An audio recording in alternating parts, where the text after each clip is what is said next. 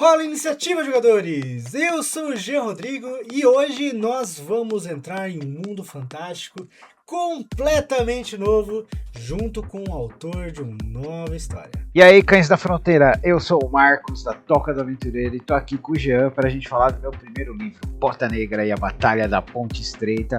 Tô muito empolgado porque meu livro é de fantasia, é de ação e tem elementos de RPG, espada e feitiçaria, que é uma coisa que eu sei que o Jean curte. Sim, nós vamos conhecer essa nova história, um primeiro livro do nosso amigo Marcos e um primeiro de muitos. Então, se você quer acompanhar essa história logo no comecinho, entre no nosso grupo de aventureiros e vamos começar essa jornada. Mas primeiro, vamos para a vinheta.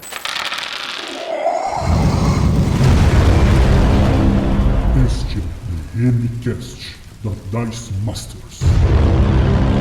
Pra quem é velho de guerra aqui do DMCast, já deve ter ouvido vários episódios com o Marcos aqui. A gente sempre fala sobre coisas genéricas, coisas específicas, falando muito sobre fantasia. A gente tá começando, estamos tentando fazer uma série de Drizzt, por culpa minha ela está travada, mas a gente falou muito sobre Drizzt e o Marcos é um excelente reviewer, um excelente comentador de livros de literatura de os mais diversos tipos. Lá na Toca do Aventureiro, para quem não conhece, ele já entrevistou diversos autores nacionais que são responsáveis por grandes livros de fantasia, lançados por editoras grandes, editoras independentes e independente. Ele fala até com os tradutores. É um cara que eu admiro muito porque ele não fala de literatura de forma superficial, muito pelo contrário. Ele vai a fundo, ele fala sobre os detalhes de tradução, detalhes de narrativa, como se desenvolvem essas literaturas, e eu admiro muito ele nisso. E agora ele está lançando como autor sua primeira publicação, e é um livro que eu vou dizer para vocês, não é aquela ideia megalomaníaca de criar uma trilogia do Senhor dos Anéis na primeira publicação, nada disso. Ele está colocando os pés na água devagarzinho com este conto maravilhoso, um romance escrito com todo carinho por ele, que vai trazer vocês para um novo mundo de aventuras. Marcos, se apresente para quem não te conhece, fala um pouco para nós sobre sua nova publicação. Bom, pessoal, eu sou o Marcos, canal do Toca do Aventureiro, tô no YouTube, no Instagram, né? Como o Jean fala, eu trago o pessoal da literatura, da fantasia, cosplayers, tradutores, né? Pra o pessoal fazer o jabá, pra eles contarem a história deles, pra eles se sentirem confortáveis. E também tem muitas histórias fantásticas que ninguém conhece, e é aí que a galera do independente entra. Eu falo isso principalmente dos autores nacionais, tem alguns internacionais, né? Então, depois de um tempo, eu como um bom fã de fantasia, jogador de RPG, amante da espada e feitiçaria, eu tava com essa ideia de escrever uma história, devido a alguns acontecimentos pessoais com uma pessoa que eu gosto muito, que teve uma perda. Para manter essa pessoa com a cabeça ocupada, eu comecei a escrever essa história, Jean, porque às vezes a nossa mente pode ir para um lugar ruim. Eu não tô dizendo que isso estava acontecendo, mas como um amigo eu fiquei com medo e eu fui distraindo essa pessoa, e foi aí que nasceu a história do Bota Negra. Cara, que legal, cara. Muitas pessoas começam a escrever, às vezes por ego, às vezes para expandir a criatividade, às vezes para desenvolver ali um hobby. Interessante você falar que veio para um auxílio a alguém próximo de você, cara. Me fala pra gente um pouquinho aqui, cara. Você é um cara que admira muito literatura, você trabalha muito com fantasia no seu canal. Essa motivação inicial para você trabalhar com esse novo conto, Bota Negra, ele veio baseado em alguma coisa, alguma aventura que você jogou, que você leu? Quais são os motes de... as bases, né? Quais são as bases que se começou nesse trabalho? A base, principalmente, eu escrevi uma história que eu gostaria de ler. E eu sou mestre de RPG, eu consumo fantasia. Assim, gente, eu gosto da história, como a gente tem aqui com o Jean, do Drizzt, que é uma história bem aventura Indiana Jones. Eu gosto de épicos como o Senhor dos Anéis, mas eu também gosto de histórias centradas. Histórias, sim. E como eu tenho um pouquinho mais de idade aqui, eu cresci, pessoal, assistindo muitos westerns. E o faroeste é um gênero fantástico. E também, quando eu tô assistindo um filme de ação, de aventura, eu só fico doido quando o pessoal não usa estratégia militar, que é um filme só pipoca. Porque, infelizmente, Senhor dos Anéis, principalmente o Hobbit, é um filme pipoca. Não existe estratégia militar nesses filmes, tá? Você não quebra uma parede de escudos e manda os seus melhores atiradores por cima dela, certo? Então, eu gosto... Não fale mal de Bollywood. Então...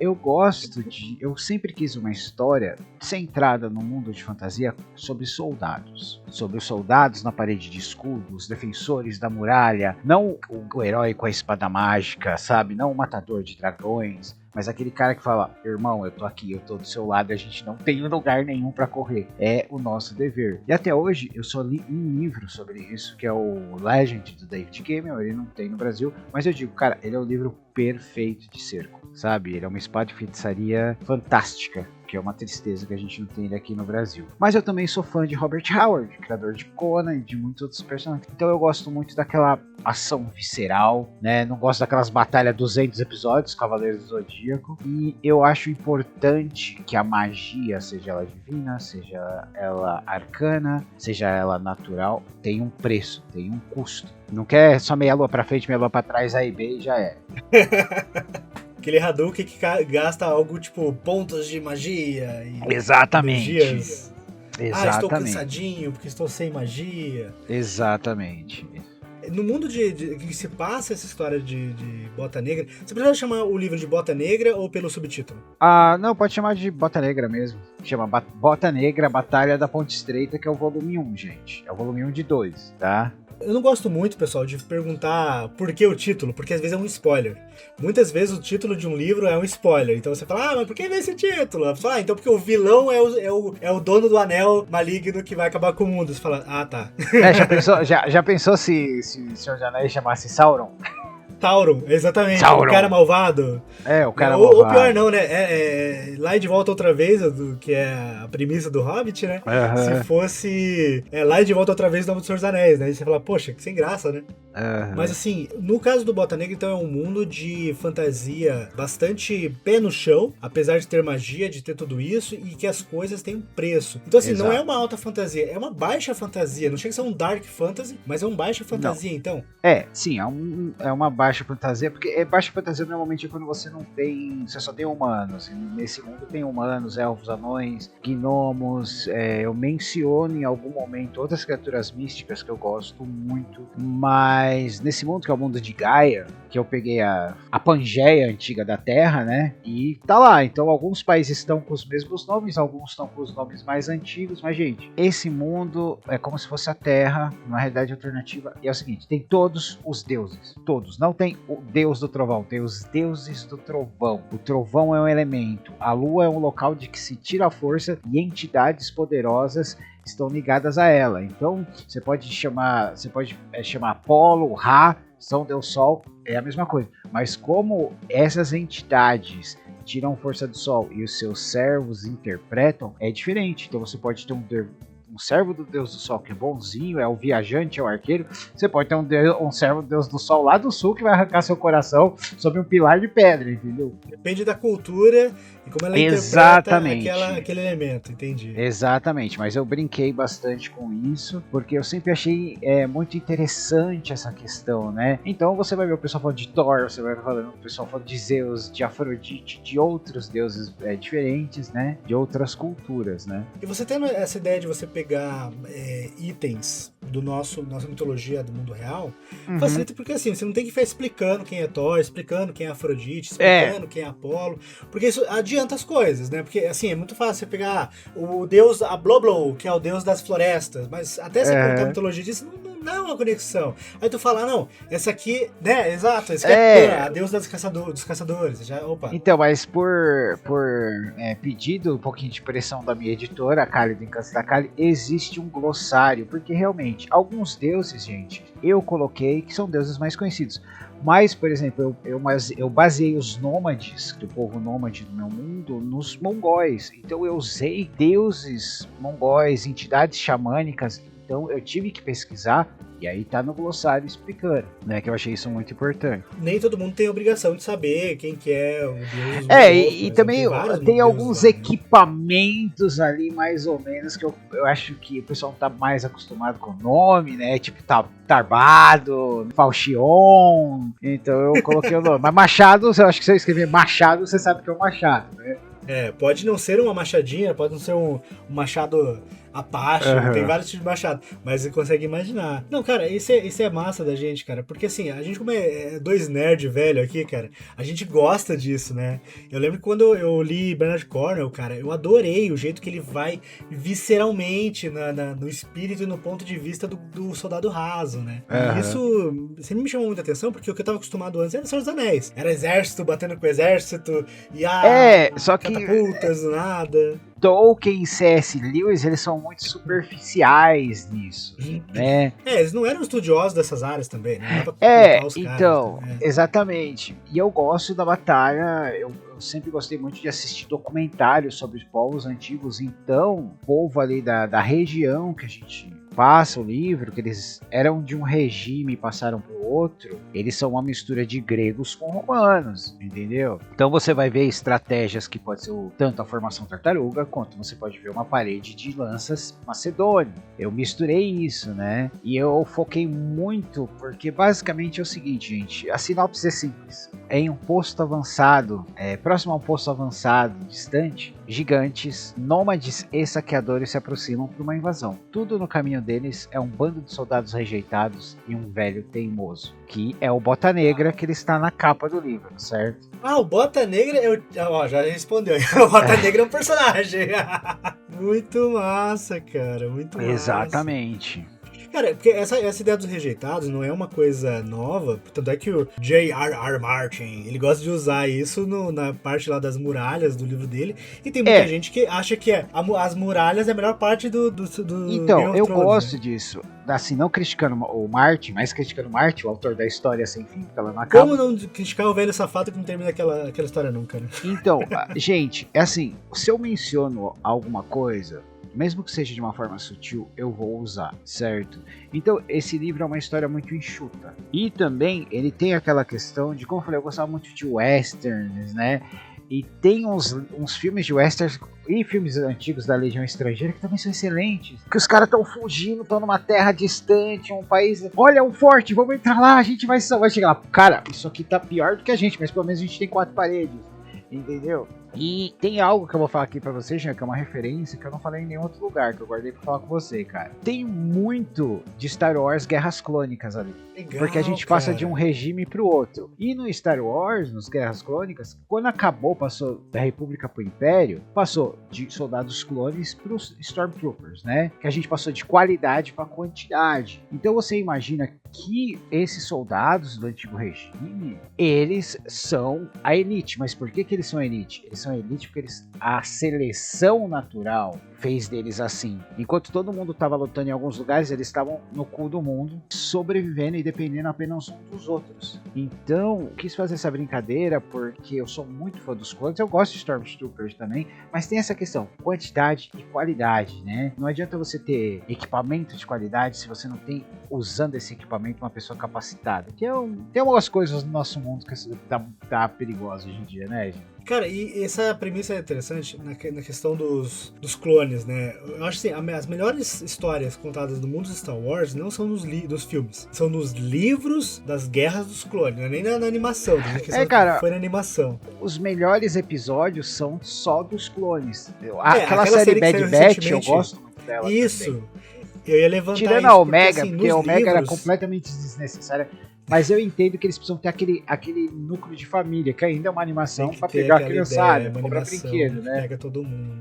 Nessa questão eu concordo, mas assim, o Bad Batch é uma excelente série de animação, mas ele é baseada nessa história que já tinha nos livros. Né, que muita coisa se perdeu dos cânones, né? Uhum. Mas é assim, a ideia o que aconteceu com os clones depois da Ordem 66. E quem não foi afetado, e quem foi. Porque assim, os clones não desapareceram, não foi uma coisa assim que o Império chegou e acabou com todos os clones. Então, eles foram sendo mandados para lugares para eles irem se acabando. E esse é um conceito que eu gosto e eu coloco nesse livro. Não, porque você tem essa ideia que, assim, quando eles são enviados para, no caso deles, né, para planetas muito distantes, são planetas com problemas e perigos tão grandes que provavelmente vão ser eliminados. No caso do seu livro, você trabalha com essa ideia de ermos também, então? Que, tipo Sim. assim, não é incivilizado, mas é um ermo, é tipo o limite da civilização, digamos assim.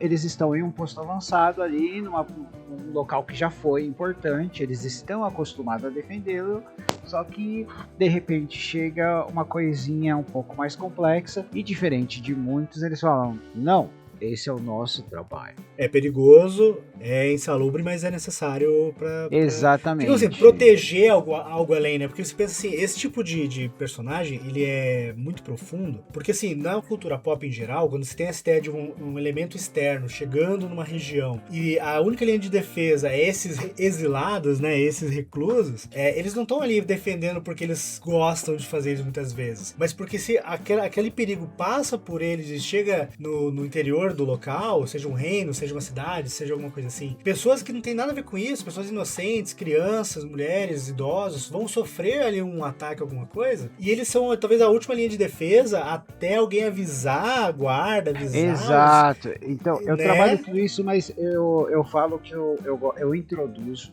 eu explico, mas eu gosto de ser sutil, gosto de respeitar a inteligência do leitor, eu não gosto de levar o leitor pela mão, e como eu falei, eu gosto de uma escrita muito fluida, né? Então, esse livro ele é muito especial pra mim, porque todos os personagens ali, os principais, que tem algum destaque, eles são baseados na personalidade de alguém que eu conheço, que eu conheci ou que eu admiro. Isso é legal, cara, que você dá uma vida, uma profundidade pra cada personagem que você escreve, de forma carinhosa até, né? Aquelas homenagens, né, que se coloca no meio. Eu já ouvi falar que o Bernard Cornwell faz algo parecido com alguns livros dele, que é tipo assim, meu chefe daquela editora não gostava dele, coloca como personagem. O David Gemmell, ele fazia isso muito abertamente, ele tem textos sobre isso, né? O Robert Howard eu acho que todos os personagens são uma faceta dele. Eu coloco uma faceta minha no livro, eu sou o taverneiro, gente, eu sou o Bob, vocês podem ter, a arte tá igualzinho, eu sou o Bob, eu sou o taverneiro, tá? Falando nisso, né, Jean? Por exemplo, quando eu tava escrevendo, até o capítulo 4, tava do jeito que eu queria, mas a história estava séria. Eu gosto de uma aventura, gosto do Indiana Jones, eu sou mestre de RPG. E eu precisava ter uma quebra nisso. Eu precisava do outro lado da moeda, eu precisava da aventura, de aventureiros, e nesse caso, aventureiras. Duas aventureiras, né? Foi quando eu criei a personagem Marcela Martelada Cruel e a elfa Anne Faca Ligeira. Cara, que nome maravilhoso! Anne Faca Ligeira. Faca Ligeira. Ela merece o nome. No capítulo 5 do livro, que também é um conto que está na Amazon e também está no meu YouTube em forma de audiolivro, que chama A Faca e a Tempestade, foi onde eu introduzi elas. E como todo bom mestre e leitor de fantasia, nada como você introduzir personagens numa briga de taverna. É clássico, é clichê, mas funciona bem pra caramba. Exatamente. Criei isso e as meninas, mostrei pra elas, falei, é baseado em vocês, por favor. A gente mudou algumas coisinhas, porque a Marcela ela é mineira, eu mantive o sotaque mineiro, ela é a única personagem que tem sotaque no livro todo. Ela pediu só pra eu desregionalizar, ela falou que tava jeca, vou falar a verdade, mas aí eu acertei. Aí quando eu falei eu quero fazer as artes, né, tem uma arte original, tem a Marcela, a Anne e o Taverneiro, mas recentemente a gente fez as artes, né, que vai estar no livro e vão estar nos brindes, e eu fiz individual delas. São cenas que estão no livro, tá, gente? Não são cenas aleatórias. Não é aquela pose de modelo assim. Entendeu? Então eu criei essas personagens que são aventureiras, né? Que elas têm uma certa fama. Nem sempre a fama é muito boa, mas elas têm uma certa fama. Tem a história paralela delas, tem a história dos soldados, e em um momento, como toda boa história, elas convergem. E esse momento de convergência é o momento que como autor, tô com o meu coraçãozinho batendo aqui para quando o público pegar nisso, né? Exatamente. Assim, eu não vou pedir spoiler da história nem nada disso, mas assim, te conhecendo, eu tenho certeza que você trabalhou ali com os capítulos de uma forma bastante criativa, não foi só do ponto A ao ponto B. Você já falou pra mim que você gosta muito de histórias que trabalham ali com cronologias diferentes também, com temáticas diferentes, com pontos de vista diferentes a cada capítulo. Você chegou a explorar algum desses conceitos no livro? Como é que você trabalhou?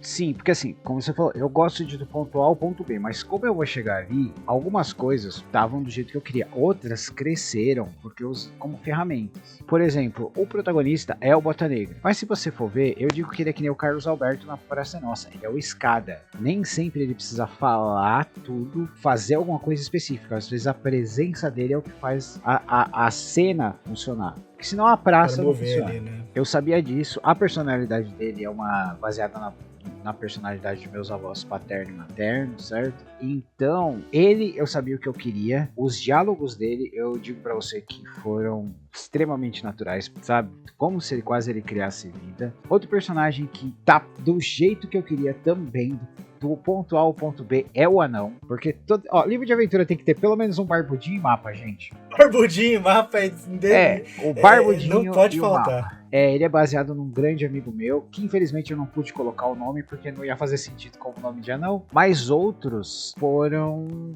mais... cresceram de uma maneira que eu não esperava. Eu precisava como explicar para os leitores de uma forma gostosa. Então eu criei um servo do Deus do Conhecimento e também eu coloquei um jovem, o mais jovem neste local, que eles têm aquela relação de mestre e professor. E através deles, a gente vai conhecendo o mundo e explicando um pouquinho pro público e pro próprio personagem. Eu também fiquei muito orgulhoso dos meus, eu não digo vilões, mas dos meus algozes ali, né? Cara, eu também estou feliz com todas as minhas sequências de ação e criaturas, viu? E é legal assim, a gente levantar um ponto importante, porque assim, a gente tá falando desse livro. Vocês podem ver que esse livro, ele tem um carinho muito grande na criação do mundo, uma base bem estabelecida, tanto dos personagens quanto das histórias e dos cenários da aventura. Mas é bom lembrar que é um livro que é relativamente curto, né? Você falou que ele tem quantas páginas? Tem menos. É como ele tá na diagramação final, eu posso falar que vamos dar um total de no máximo 130 páginas. Então, é um livro rápido, um livro gostoso de ler, que dá um pontapé inicial numa história. E eu gostei disso, cara, porque às vezes quando a gente vai falar de um novo mundo, a gente acaba se deparando com umas chaprocas ali de 400, 500, 600 páginas, que meio que cansam também o leitor, que chega na metade do livro, você percebe que vira uma barriga, assim, porque tem a jornada que vai... E assim, isso eu passei por dificuldade para ler alguns livros, que hoje em dia você fala, é maravilhoso e tal. Não, o final é ótimo, mas a barriga é uma desgraça, né? Você fala, poxa, eu não precisava dessa história toda. O conceito geral do meu livro é que... Você já assistiu aquele filme Gran Torino, do Clint Eastwood? Nossa, excelente aquele livro. Sai fora do meu gramado. Se você entrar no meu gramado, eu vou explodir os seus miolos e vou tomar um café enquanto recolhe o seu corpo. Basicamente é isso, cara. Sai fora da minha propriedade, tá ligado? Exato. Então, assim, isso que eu acho bacana. Então, assim, pra quem tá vendo aqui, é importante salientar isso. É um excelente pontapé inicial para um mundo de fantasia que não vai te cansar nas primeiras páginas, não vai te deixar aquela barriga na metade, porque ele é rápido. Então, assim, eu imagino que você teve essa decisão de ir direto ao ponto. Trazer uma história, trazer um problema, trazer o desenvolvimento e trazer uma solução sem fazer o leitor de bobo também, né? Sim, o livro todo ele se resolve ali. Claro, eu deixo um cliffhangerzinho, gente, porque originalmente esse livro, né, ele era para ser uma coisa só. Mas como a vida acontece, né, eu tive que dividir porque a segunda parte ela ainda tá em desenvolvimento. E a editora viu o texto, acreditou em mim, né? Obrigado, Kari, do Encantos da Kari. Eu também fiz leituras betas com pessoas maravilhosas. Eu fiz com o Diogo Oliveira, com o Portos Wolf, né, do Fantástico Nacional, e a Vaninha do Leituras da Vaninha. Então eu peguei duas pessoas que consomem, entendem fantasia, fazem betagem de fantasia, e uma pessoa que é a Vaninha que não faz, porque eu precisava do meu público-alvo e alguém que não é o público-alvo. E os três gostaram. Claro, houveram observações que eu mexi, talvez uma explicação melhor, uma encurtada no texto, uma alongada, que essa é a parte da betagem, né, cara? Da leitura crítica. Então, eu fiquei muito feliz porque meu público-alvo gostou e uma pessoa que não é meu público-alvo, que eu respeito muito o trabalho, também gostou. Isso é bom. Muitos autores têm dificuldade de ter as críticas no beta, né? Porque tem aquela coisa, mas você não entendeu direito, porque ainda vou explicar lá na frente. Não, não é bem isso que você tá achando. Cara, às vezes a crítica do primeira impressão é mais importante do que de alguém que conhece a história inteira, né? E a gente tem, quando a gente cria alguma coisa, cria ali uma história, ou cria uma mesa de RPG também, a gente tem um problema muito sério, que a gente vê aquilo como nossa criação, nosso bebê. A gente quer proteger, a gente quer cuidar. Não fala mal do meu bebê, não fala mal da minha criação, não fala mal do meu livro. Mas você tá me mostrando uma atitude muito madura de você receber esse feedback desses amigos, desses colegas, e aceitar ela e transformar em teu trabalho. Cara, não vou dizer que eu não fui cabeça dura, né? Porque a gente tem um pouquinho. Sim. É porque assim, como eu falei, eu gosto de uma espada de feitiçaria mais clássica, eu gosto de termos mais precisos. Então, duas coisas que foi da onde a gente tirou o glossário, que deixou a Kali louca, é porque eu fui lá e coloquei tarbado. Ela falou, você não pode colocar túnica? Eu falei, não, uma túnica é diferente de um tarbado. A armadura eu coloco brunéia reforçada, a espada eu coloco falquion. E a maior dificuldade que a gente teve, você não vai acreditar o que é. Eu raramente uso cavalo, eu falo, montaria o corcel. E se for pensar assim, dependendo do contexto, cavalo é raro também, né? Você fala de uma aventura mais asiática, às vezes nem é cavalo que a gente conhece, é aqueles corcéis. Tipo, corcel ainda tem ele mais no Oriente Médio, tem algumas cara, culturas, mas por exemplo, usavam, quando você pega um western ou um livro de faroeste, Lamour, né? Os cavaleiros cortaram o horizonte em seus corcéis, né? Quase exaustos. Eu curto muito essa ideia de corcel. Pode colocar a imagem de um corcel carro aqui. Corcel carro, corcel cavalo, pro pessoal saber a diferença. É esse corcel, não é esse corcel. Mas assim, quando você começa a trabalhar com livros que têm essas temáticas, é muito comum eles utilizarem inclusive nomes das raças dos cavalos, porque muda muito. Você fala um pingo, um pampa, falar um baio, falar um corcel, falar um arabe, cara, é outra coisa. Você fala de um manga larga é um cavalo de tração. Então assim, são um tipo de coisas que quem gosta desse tipo de assunto vai entender. Bateu ali, não, esse aqui, ele tinha um manga larga negra. Você fala, manga larga? Que diabo é isso? É um cavalo, então. Aquele cavalo que tem aquele pelo grosso na pata.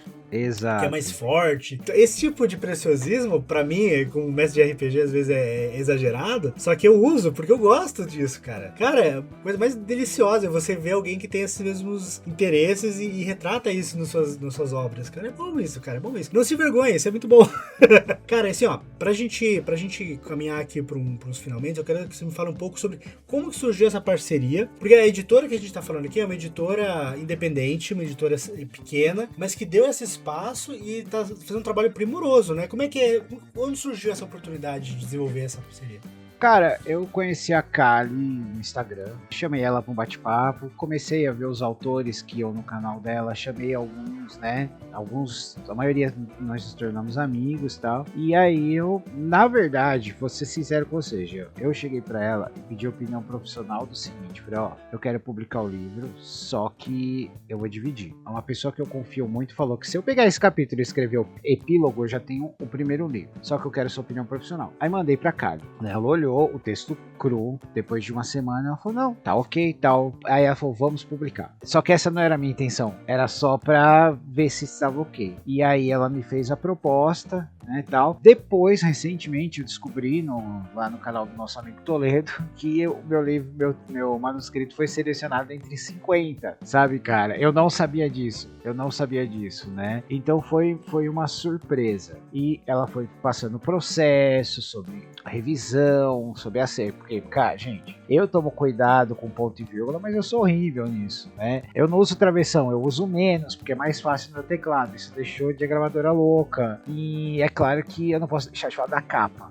A capa e a arte da Marcela Martelada Cruel foi feita pelo Jefferson Tarostar. Ele trabalha muito com o pessoal da New Order, né? Eu já tinha chamado ele porque o livro vai ter uma imagem interna. Uma imagem interna de um personagem, que eu gosto muito desse personagem. E ele, não, eu faço... Ele fez. Depois, na editora, a gente não tava conseguindo chegar numa capa que eu gostasse. Porque a Kali mesmo, ela mesma fala, eu nunca entrei, minha publicação é a primeira que é uma espada de feitiçaria de guerra, de uma pegada assim, e eu queria, vocês podem ver da arte aí, gente, uma coisa mais espada selvagem de Conan. Falei, ó, vou ver com o meu artista. Aí o Jefferson foi lá, fez a correria. Tem coisinhas que eu era muito específico, ele ajustou e ficou perfeito. Só que o Jefferson, ele é um ilustrador que não pinta, ele não colore. E aí eu cheguei pra minha amiga, Marcela Albuquerque, em que a personagem Marcela Martelada Cruel é baseada, que ela também é autora e é artista. Então você pinta pra mim? Porque, gente, eu sou daltônico, então eu não enxergo cor direito, então eu preciso de alguém que eu confie.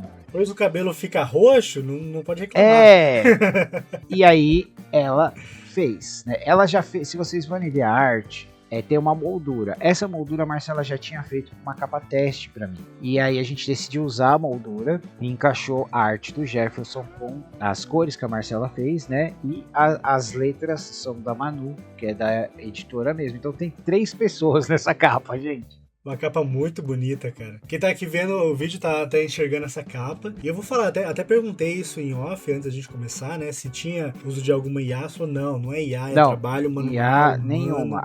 Totalmente. A borda é feita pelo Canva e todo o resto é desenhado. No momento que a gente tá vendo editoras grandes, com muito dinheiro, deixando de contratar artistas pra fazer IA slop, né? Aquelas capas horrível feito com IA. Ai, mas a IA faz uma arte que o público em geral não reconhece. Não importa. Você tá tirando ali a vida daquela arte, a vida daquela capa. Cara, o que eu tô abismado, eu entrei numa livraria recentemente e eu vi, cara, 80% das capas de livros eram feitas por IA. E assim, a gente como é artista, a gente bate o olho e a gente reconhece. Talvez o público convencional, o público mais leigo, não saiba diferenciar muito bem, porque são detalhes, né? Mas hoje em dia, quando eu bato a cara numa arte e reconheço que é IA, eu fico meio assim, não quero saber. Cara, é assim... Perco a vontade total de consumir. Eu entendo quem usa IA, principalmente quando o autor é independente. Sim, acaba sendo um meio, a IA, né? é uma ferramenta, mas o meu canal e outros canais a gente tá aqui para fazer a ponte com o artista, né? Que o artista também é a vida dele, sabe, gente? Então, eu compreendo, por exemplo, uma editora, um artista falar, vou te dar um exemplo do que você pediu no IA, mas não é por IA, entendeu? Sim, porque aí você tá usando uma ferramenta. Mas eu evito ao máximo, porque eu quero incentivar. E, gente, essa capa, o cara pegou o meu sonho e botou ali e realizou tudo. Ele pegou a foto do meu avô, colocou o rosto dele lá. Cara, assim, é uma ferramenta, mas eu incentivo o tradicional. Eu sou um cara do tradicional. Ideal, cara. É ideal. A gente tem que valorizar os artistas, a gente tem que valorizar... Porque assim, muita gente acha que às vezes você trabalhar com um artista humano vai ser um preço absurdo, vai ser uma coisa inacessível. Depende do artista, sabe? Claro, tem artistas que são realmente renomados, tem um preço mais caro, mas tem artista que não. Ele vai fazer é só uma ilustração ali, não é uma ilustração de capa, dá pra trabalhar ali. E assim, eu falo, faça orçamento com artistas reais. Não vai pra IA logo de cara. Porque assim, como eu te falei, eu entendo, beleza. Mas assim, como que se fazia no passado? Você não tem dinheiro pra fazer um artista. Tu faz uma capa simples com o título do teu livro e lança, sabe? Não precisa gastar com uma IA xixelenta. Porque, o meu originalmente ele era uma capa minimalista. Ele era como se fosse um banner de guerra. Mas depois eu conversei com o Jefferson, falei, Jefferson, você poderia dar uma olhada? Ele fez, ficou incrível. Eu não tenho... É claro que uma imagem, ela valoriza uma capa, né? Ainda mais hoje em dia que a gente fala... o livro, a gente já vai falar onde o pessoal vai poder adquirir o seu livro, mas hoje em dia que a gente fala de livros sendo comprados, lidos pela Amazon e sai correlado, acaba que a pessoa fica aquela loucura de thumbnail de YouTube, né? Se a capa não chamar aquela atenção gigantesca, ninguém lê. Não é que ninguém lê também, depende do marketing. Mas assim, a verdade é, se você vai lançar um livro e você não tem como pagar um artista, faz uma capa bonita, uma tipografia interessante, coloca uma capa que chama atenção, pede para pessoas envolvidas no ramo fazer uma review do seu livro, sabe? Pra você poder colocar ele na capa, colocar na contracapa, ou alguma coisa assim. Porque assim, eu vou te falar, eu prefiro muito mais pegar um livro que tem ali, sei lá, vamos supor, Eduardo Spohr, que é um cara que já é renomado na literatura nacional. E você consegue ali contato com o cara avalia ali tua sinopse do teu livro e ele dá um comentário legal pra ti, tu pode colocar isso, se ele te autorizar, né? Você pode colocar isso no teu livro. A Eduardo Spor falou, é uma ótima história de fantasia, não sei o que, não sei o que. Cara, tá ótimo. É melhor do que você pegar uma IA Slop, fazer uma arte toda maluca da tua capa. E eu vou te falar, cara, eu como leitor, eu prefiro muito mais isso do que uma arte de IA, sabe? É legal a gente valorizar isso, cara. E as artes, elas estão incríveis. A gente ainda tem artes pra sair, né? Que aos poucos eu vou liberando artes. Porque, originalmente, pessoal, ó, pra quem pegar o livro, vai vir um livro, marcador, que eu fui informado que o marcador não é brinde, um pôster com a arte da capa e vai vir um card. Nesse card, de um lado vai ter a arte da Marcela Martelada Cruel, que tá aqui na tela, e a outra que a gente ainda vai revelar, que é da Anne Faca Ligeira, que eu estou revelando com as meninas que foram a inspiração. Então o card de cada lado vai ter uma, e eu fiquei sabendo que a minha editora vai fazer uns porque eu não sou fã de bottom, mas ela falou que vai fazer uns bottoms ilegais aí. Que... Cara, bottom. Bottom faz muito sucesso, cara. Legais. Ixi. Assim, vou te falar, meus filhos, cara, a gente vai em loja de mangá, de sebo, assim, eles ficam um tempão lá escolhendo bottom, cara, e bottom. Eu não era do bottom, cara. Eu também não, cara. Do bottom por causa disso, cara. Porque assim, eu sou pai, essa molecada esquece o bottom na roupa, quando você vai lavar, aí enferruja e suja a roupa. Eu falo pra usar só na mochila. Na mochila pode deixar que dificilmente vai lavar a mochila. Mas aqui, ó, como eu comentei, a gente não tem o livro na Amazon e isso é estratégico, inclusive, tá? A Amazon, ele é um canal de venda, mas é um canal que canibaliza as editoras. A gente tem que lembrar disso. Eles compram ali, vamos supor, eles compram o teu pequeno estoque de livros, só que eles vendem bem mais barato do que você vende. E aí você tem prejuízo, porque você não consegue vender de verdade, tem a taxa da Amazon. Então assim, ó, como que o pessoal pode adquirir o seu livro, Marcos? Vocês podem ir no site do Encantos da Kali, tá aqui na tela, tá? Por enquanto é só lá. O livro tá na pré-venda até o dia 30 de julho. Né? Depois que a pré-venda terminar, a gente vai mandar para a gráfica e vão ser enviados os livros. E provavelmente em agosto a gente vai ter a opção do livro eletrônico. É aquele livrinho, como vocês sabem, que vem o número da sua identidade para você não compartilhar. Não compartilha. Exatamente, né? A gente sabe que hoje em dia com o mercado de livros digitais é muito comum o pessoal piratear bem quando sai esse livro digital, né? Mas assim, eu falo para vocês, quer piratear? Pirateia livro de grandes editoras internacionais que estão pegando no Brasil, tá? Que não trazem coisa pro Brasil. Denúncia!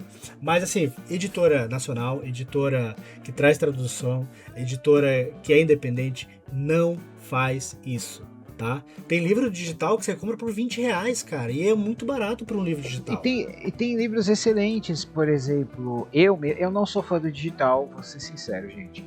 Mas tem autores que não têm a condição de lançar um livro físico, ou que já acabaram, uma nota. Né? Não tem como fazer uma segunda tiragem. Então eu pego o digital. Não vou mentir pra vocês. Eu sou fã do digital, sou fã do audiolivro também. Eu pego muito audiolivro em inglês.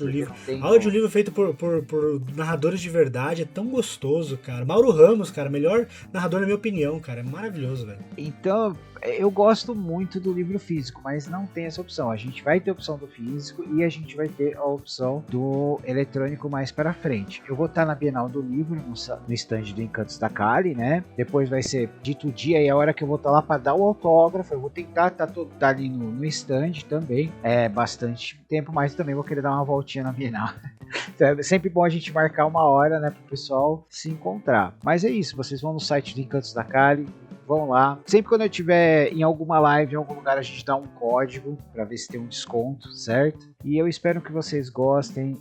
Gente, esse livro não é pretensioso, eu também não sou uma pessoa pretensiosa. Então, essa é uma história simples de pessoas com ideais, pessoas imperfeitas.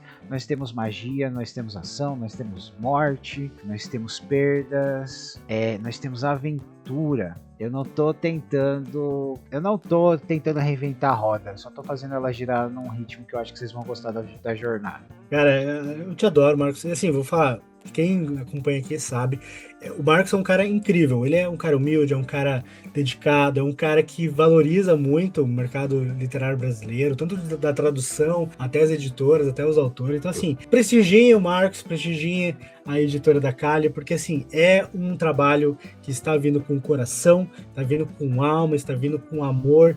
E assim, eu vou te falar, eu estou torcendo aqui para ser o primeiro capítulo de uma jornada, de uma saga que vai se estender por muitos livros. Quem sabe, cara, vamos sonhar alto. Vai se tornar cara, aqui uma história que você vai assim, poder se orgulhar o resto da vida, cara. É isso aí. A minha intenção era escrever um livro para que um dia um dos meus netos fosse lá, mãe, o que é isso? É um livro que o vovô escreveu. O vovô escreveu um livro. Pô, cara, isso aí, ó, aquece o coração pensar isso, cara. E a minha intenção era que fosse um volume único, né? Não é um volume único, é o primeiro. A história vai fechar no segundo. Não é um esquema de pirâmide, tá bom, gente? Mas o mundo não será fechado. Para 2027 eu estou trabalhando numa coletânea, vou ter 2 contos meus, com personagens e locais novos e com autores que já estiveram na Toca do Aventureiro e quiseram participar dessa iniciativa. Todo mundo vai estar escrevendo no meu mundo, né? E como eu já disse em alguns outros lugares, né? A gente vai ter 2 histórias originais da Anne Faca Ligeira e da Marcela Martelada Cruel, escritas pelas autoras em que as personagens foram inspiradas, tá? Ambas são autoras de fantasia, então, e vão fazer no estilo delas. Eu tenho alguns outros autores que eu não posso divulgar agora. O Mundo de Gaia vai estar aí, vai estar crescendo. Espero que vocês gostem e vamos ver no que vai dar a aventura dos Cães da Fronteira, cara. Marcos, muitíssimo obrigado por participar aqui do DMCast. Faz tempo que a gente tá namorando para conseguir fazer esse episódio. E assim, pessoal, por favor, sigam aqui o Marcos lá na Toca do Aventureiro, sigam a editora também, vou deixar aqui embaixo o link de tudo para você conferir. Adquira o livro na pré-venda até o dia 30 de julho, 31 de julho, para dar uma empurradinha. Mas... Não, 30 de julho. 30 de julho. 30 de julho. 30 de julho. Não tem, 30 de cara. julho, não perca isso. E se você perdeu, porque a vida acontece, assistiu isso depois da data, confere lá, porque deve ter o livro físico. Se tiver já o livro digital, compre o digital, comente, cria conteúdo sobre esse livro, chama o Marcos. Cara, o Marcos é um amor, cara. Fala com ele que ele vai topar gravar contigo. E quem sabe, Marcos, lá na frente a gente queria ter uma aventura baseada em algum cenário de RPG. Cara, eu cheguei a mestrar para brincar um pouquinho com... Eu trouxe as meninas na minha mesa de RPG para elas e, foi muito divertido. Eu vou te falar que você falando, eu fiquei com vontade de narrar o de Dragon 2 no teu mundo, então, cara. Se pá, eu faço ali uma mini aventura baseada no teu mundo. Se prepara aí, vamos ver. E, gente, para mim, prestem atenção nos nomes, porque o nome tem poder. E é o seguinte, às vezes você tem que saber o peso de carregar um nome e o peso de ser carregado por ele, tá? Isso é uma nuance muito importante no livro, né? Então, para quem for me ver na Bienal, Marcela vai estar lá, porque ela resolveu fazer, ela é autora, mas ela vai fazer o cosplay, vocês podem ver ela no meu Instagram de Marcela Martelada Cruel, entendeu? Então vocês vão ver a minha personagem em um dos dias tomando vida, e o dia que ela estiver lá, ela vai assinar Marcela Martelada Cruel, a escolhida do trovão no livro, viu? Excelente. Quem estiver pela região, vai ser em São Paulo ou vai ser no Rio? São Paulo. 2026, Quem estiver por São Paulo, capital, dá uma conferida, passa lá na Bienal, tira foto com o Marcos, pega o livro autografado, que vale muito a pena. E eu vou comprar o meu, vou pedir autógrafo também, Marcos, se prepara. Eles vêm todos autografados, viu, gente? O livro ele vai ser enviado para mim, aí eu vou autografar, tem um espacinho lá para dedicatória no site, e aí que ele é enviado. Então adquira o seu livro na pré-venda, se não deu tempo na pré-venda, adquira o seu livro físico, compre o digital também e faça essa roda girar no ritmo mais bonito. Marcos, muito obrigado por estar conosco até aqui. Você também que nos assistiu até aqui, não se esquece de se inscrever aqui no canal, deixar seu like, comenta aqui embaixo o que tu acha e compartilha com seus amigos que gostam de RPG e gostam de fantasia. Nos vemos no próximo DMCast, no próximo vídeo. Não se esqueça, jogue muito RPG e que os dados estejam com você. Até mais.